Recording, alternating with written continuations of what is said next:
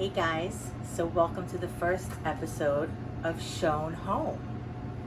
So it's going to be me and Parks cooking together, which is really excited about it.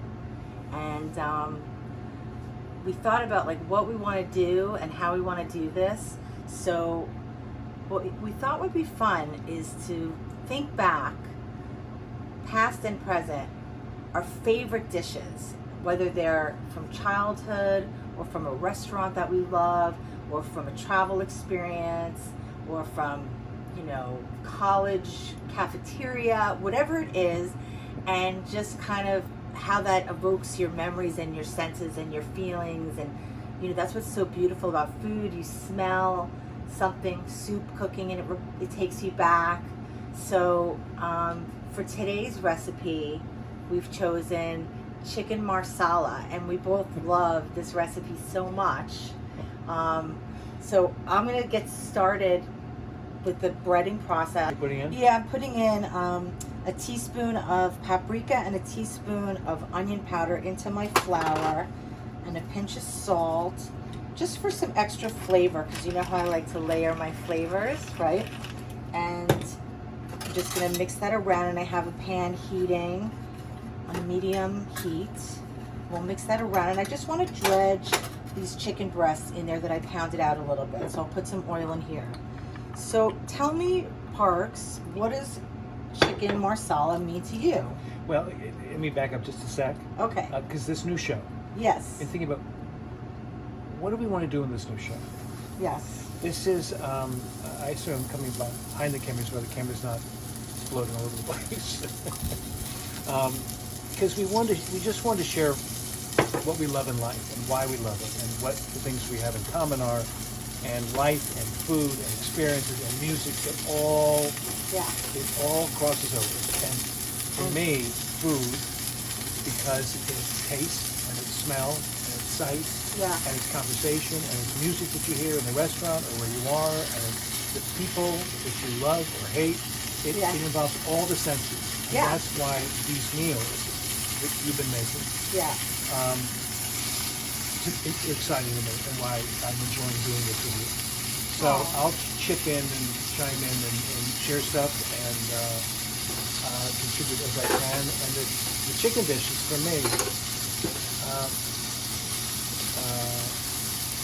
I remember in a play saying chicken fricassee and not really knowing what that was, but then hearing about chicken marsala and chicken piccata and all these chicken dishes. And for me, when I was 14, living in New York by myself, and every now and then, instead of eating a peanut butter jelly sandwich and tuna fish, I'd go to a restaurant. And I didn't know what any of these chicken dishes were, but I knew I'd probably like them. So there was an Italian restaurant around the corner on Central Park West that I would go into, and I'd often get tips. And I just knew it would be good, and it always was. And that made me feel like an adult, and like I was okay in New York on my own. Yeah. And the smells and hearing this. How old were you? 14.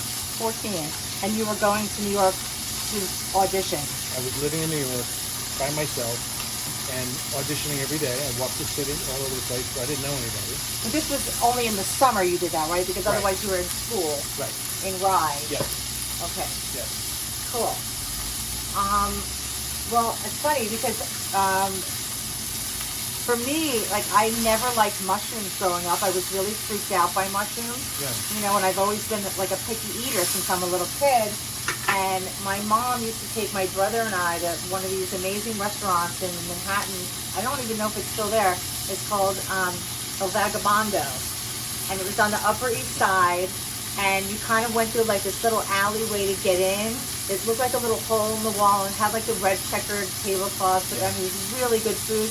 And they had a bocce court inside the restaurant. And you see all these like, old school Italian men playing bocce and smoking cigars and, drinking whatever they were drinking, I don't know. And my mom used to take my brother and I there a lot on like Sunday nights. So like we'd go see a show in the city. And then we'd go to El Vagabondo, and it was always like really special. And I would generally get chicken parmesan, because it's one of my favorite dishes. Yeah. But one time my mom got chicken marsala, and I was terrified of mushrooms, but it smelled so good. And I tasted the sauce, because it's this nice, yummy brown Marsala wine with butter, and it was so good, and that was it. I was sold, and that was the first time I had mushroom, and I love chicken marsala because of that. So Is that restaurant still there? I don't know. I want to look it up.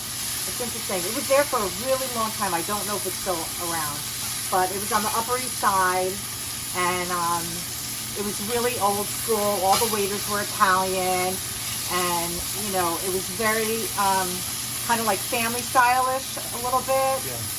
And it was just a very happy, lively environment, and I loved being there. I just felt like part of almost like an Italian family being there on Sunday night, having Sunday night Italian food. So that was really fun. So anyway, this is 3 chicken breasts. It's about 1.5 pounds of chicken that I cut 3 chicken breasts in half, so I have 6 pieces. So we kind of extended that and pounded them, not too thin, but thin enough that they'll cook pretty quickly. And then I have some portobello mushrooms. You can use any kind of mushrooms that you like. And I have some Applewood smoked bacon. We have some chicken stock and marsala wine. We have butter and parsley. That's it. It's like very simple ingredients. And in Italy, it's a very common dish. In Italy, it's on many Italian menus, but they generally do veal over chicken. I mean, they do both, but chicken marsala, I think, is more Americanized, and veal marsala is more like Italian. Yeah. For me as a kid, going to Italian restaurants, even a kind of a funky family Italian restaurant is a very exotic trip. Yeah. Because otherwise you're at home, and food at home is not exotic. And if you did go out, just to get something like this is like amazing. Amazing, right? Amazing. Okay, so I'm going to take the chicken out of the pan. So this is pretty simple, Parks. You could do this, right? Yeah. So far, so good? Yeah. So, we want to get the nice color on there, which we have. And that color in the pan is also going to help create this brown sauce, right? So we love that. And that's why I have a wooden spoon with a flat edge, because that really helps get that off the bottom. So first I'm going to put the bacon in. And we want to render the fat of the bacon. I cut the bacon about 1/2 inch in size. And it's been sitting out for maybe 1/2 hour, so it's not super cold, so it's not going to cool our pan down very much.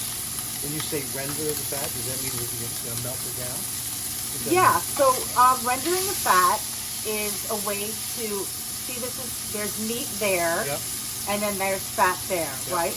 So we really want to end up with just the meat. Right. So by cooking this bacon, we're rendering the fat. The fat is melting away. That smells so good. And it's going to, help create another layer of flavors in our sauce.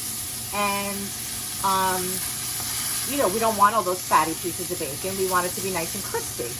So in the meantime, I'm just getting, these brown spots off the bottom, because you want to catch them and scrape them away before they burn, because then they could alter the flavor, and we don't want our sauce to taste burnt. So I'm even using the fat of the bacon. I'm tilting the pan to the side to help get it off, okay? And it's also going to come off when we deglaze the pan. So when you were in French culinary school, did you ever do Italian dishes? Oh yeah. I mean, not too much, but it was more French technique and mostly French dishes. But yeah, once in a while. Not that often, really. Okay, I'm going to add the mushrooms now. And these are portobello mushrooms that I sliced super thin. They're really beautiful. And this is a pretty fast dish, And those mushrooms are going to cook down. I know it looks like a lot. That was about, I think, 3 or 4 cups of mushrooms. I'll have the recipe for you on the site. But they cook pretty fast, and they cook down a lot. So whatever you have mushroom-wise, it generally it cooks in half. So do you think of this as one of the special dishes that as a kid you got to have and try? Well, it reminds me of that restaurant that I love, and it reminds me of a time when before my mom got remarried, when it was just my mother and my brother and I. And my brother, you know, has since passed away a long time ago. And, you know, we were super close-knit family. And my brother was, you know, like a father to me. And we were just like the Three Musketeers.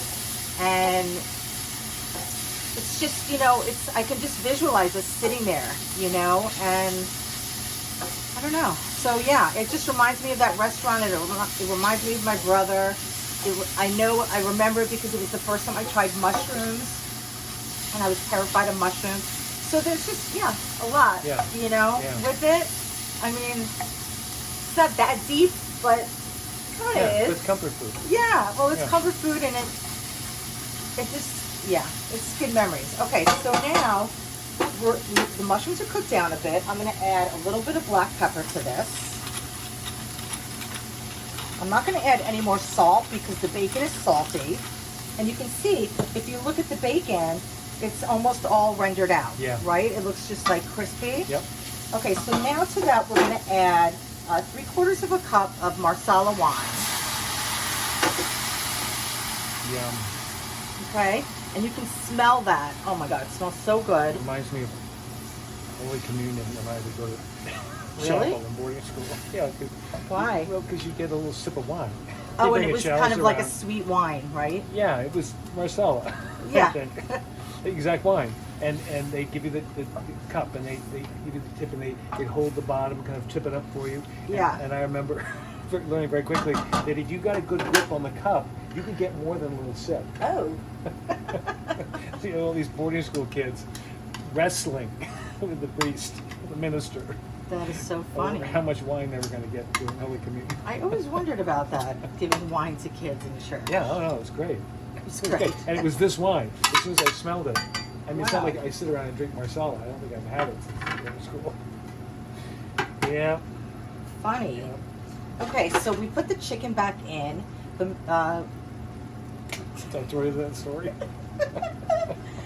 no. But the Marsala is cooking down a little bit, and we're going to add 3/4 of a cup of chicken stock to this, and that's just going to be another layer of flavor. Okay, and we'll let that reduce for a little bit, and then we're going to add. We'll let it reduce for about 5 minutes, and we'll come back. Okay, so should we Okay. take a little quick pause? We're going to take a quick pause And come back. and come back. Okay. Okay. Okay. Okay. Okay. And we're going to put a couple tablespoons of butter in here, and that's going to really get this sauce nice and creamy Butter. and delicious. And mushrooms and wine. No wonder this is such a good dish. I know. It really is. It's so earthy and yummy. And then we're also going to add some parsley, which will just make it pop. Wow. It's beautiful. Great color. Yep. And I'm going to taste the sauce a little bit because you always have to taste. Let's see. I want to know what you think. And what are we tasting for? Just like for seasoning, for salt and pepper.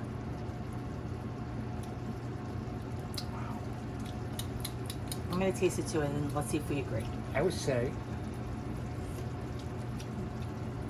a little salt and a little pepper.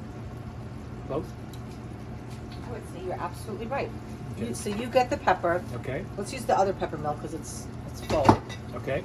Okay, so I'm going to use a little salt. Okay.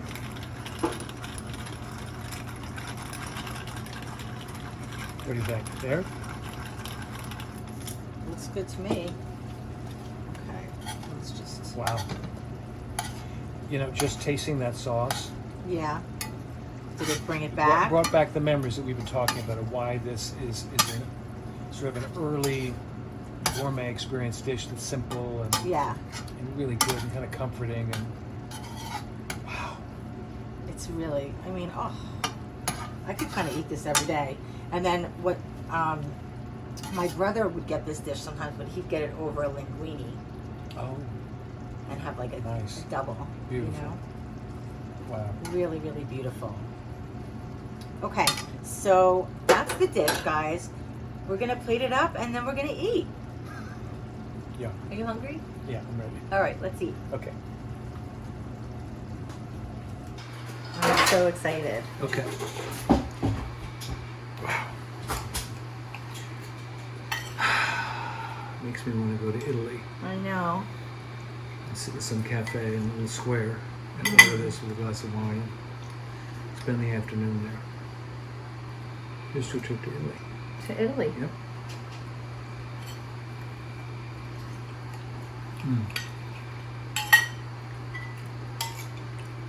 We were about to take a belated honeymoon when COVID arrived and canceled our trip.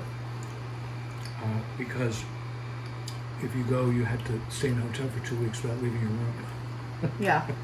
And it was a 2-week trip, so it would have meant we stayed for 2 weeks in a room and then went back to the hotel and flew home. So we didn't do that. But someday, But that's probably what you're supposed to do on your honeymoon. well, it wouldn't be all bad, but it would be nice to actually leave the room, Uh-huh. you know? So what do you think, Parks? Oh man, the chicken is so tender, and moist. So it's hard to tell because the sauce is so amazing. And I think it's the This was like an early childhood gourmet dish. Yeah. My first mushroom. Your first mushrooms was having this dish. Yeah. Yeah, totally. But I must say, the versions I had as a kid in the 50s didn't taste like this, I know. you know? Because I put that extra special sprinkle of love in it, Yeah, right? yeah. And the chicken was tough. I mean, that great chicken. Okay, Wow. guys. Well, I Thanks hope so you much. try it. So this So is our good. first Schoen home. A love letter. Yeah. I guess like a love letter to different things that we experienced or remember or want to try again and experience again. So, Thanks for watching. We'll see you soon.